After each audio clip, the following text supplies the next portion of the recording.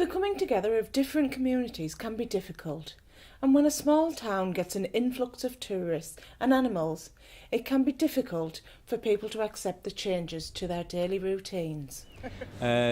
What can I say? The fair is nearly 2.5 centuries old. In fact, no more than that. Yes, 2.5 centuries old.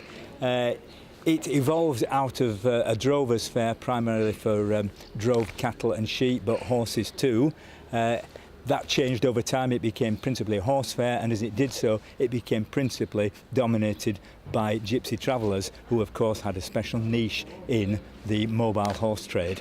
And so by the beginning of the 20th century, it was effectively what it has become, a gypsy traveller gathering.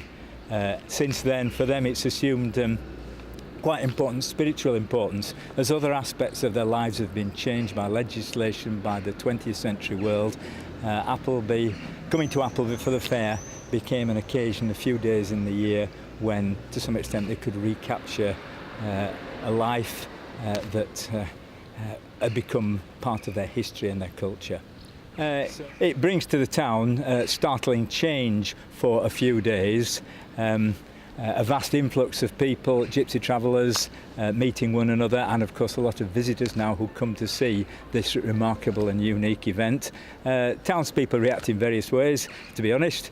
Some find it vibrant, exciting and a change. Others are upset by the change to the normal routine, and that can be things as simple as getting out of the houses in their cars, catching their bus, whatever it might be. These things become difficult for a few days. The character of pubs and shops, obviously, it will change for a few days with an entirely different kind of clientele. With pros and cons to playing horse to the largest horse fair in possibly Europe, it's fair to say a number of businesses will benefit.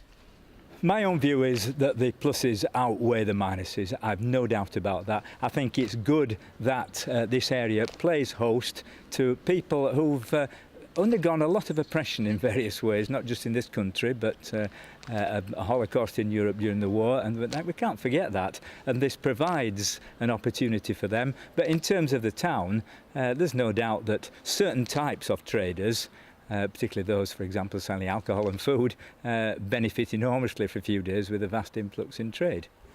I think Appleby would feel it was on the map before, having been the county town of Westmoreland and having been a parliamentary borough. Nevertheless, there's no doubt in terms of name recognition that for a lot of people around the country, and indeed in other countries, Appleby, oh yes, Appleby Fair. The change to this town for a few days is marked on everyone's calendar in the area, be it for good or bad reasons. Sam Smedley, That's TV.